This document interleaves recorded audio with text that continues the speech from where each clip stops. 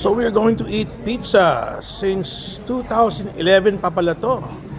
It's called Pizza 4-piece and they produce their own cheese. Okay, try namin itong pinakasikat na pizza 4-piece. Oh, hinahanap kami ng table. Against the light, ha?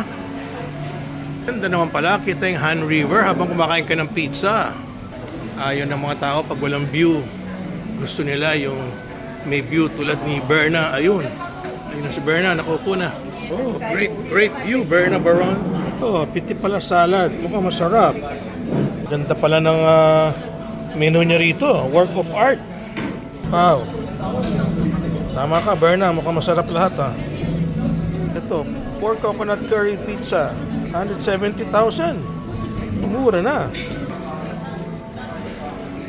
Grabe, ang ganda pala nitong pizza house na to. Sobra.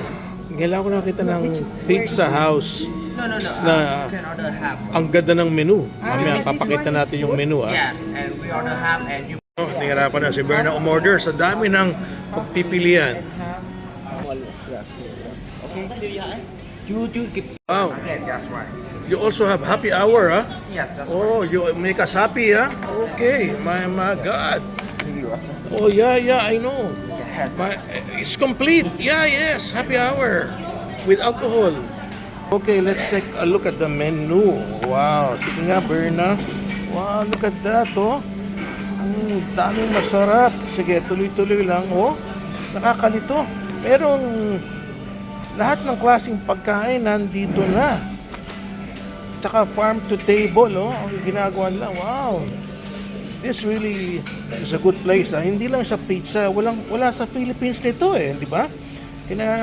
Nire-review ko yung kanyang menu, petit drinks, oh. If you come here between 2 to 6, ayan na. Happy hour na. Ano na siya? 50% off, oh. Piti mga wines, kompleto, oh. Pwede ka palang maglasing dito. Talag pizza house. It's a pizza house pero it's complete, di ba, Berna? Best part, meron pa siyang view of Han River. Okay, our first drink. Buy one, take one. Sangria. Oh, looks good. Yan, Berna. May burrata cheese pa yan? Yeah. Oh, wow. Tama nga, no? Mukhang masarap. Kahit di mo pa kinakain, mukhang masarap na. Oh, petit service.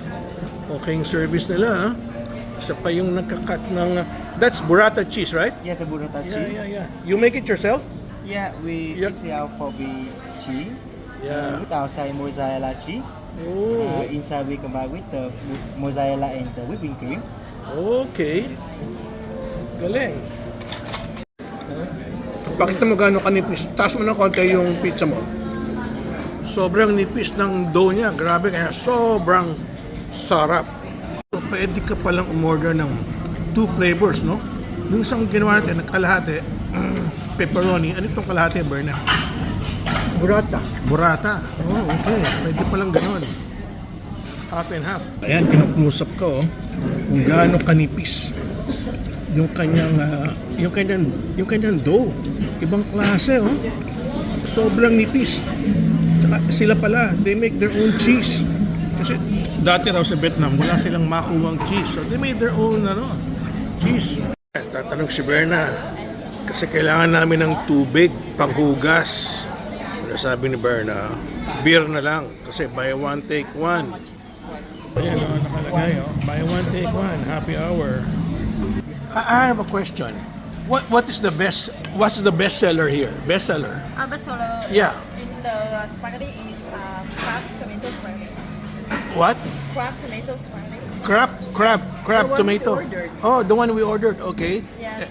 For the pizza. A pizza have cheese pizza and a burrata baknahe. Ah, burrata. Oh, okay. All right. Thank you.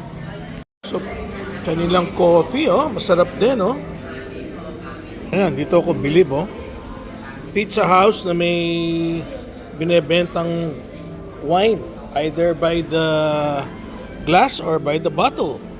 Tsaka madami, Dami nilang stock ng wine. Ibang klaseng ano to. Ibang klaseng pizza house to. Oh, pati cocktail drinks meron. Kompleto. Oh, may import pa sila ang wine from Japan. Ang daming makikita sa menu. Oh, pati beers, iba-ibang klaseng countries. The best part, may happy hour, buy one take one. House-made ricotta ice cake with passion fruit. Sarap naman, oh. Ano, Bernard? Shall we go? Ha? Oo nga, no? Okay, so go to Pizza 4 Piece here in Vietnam. Masarap na, mura pa.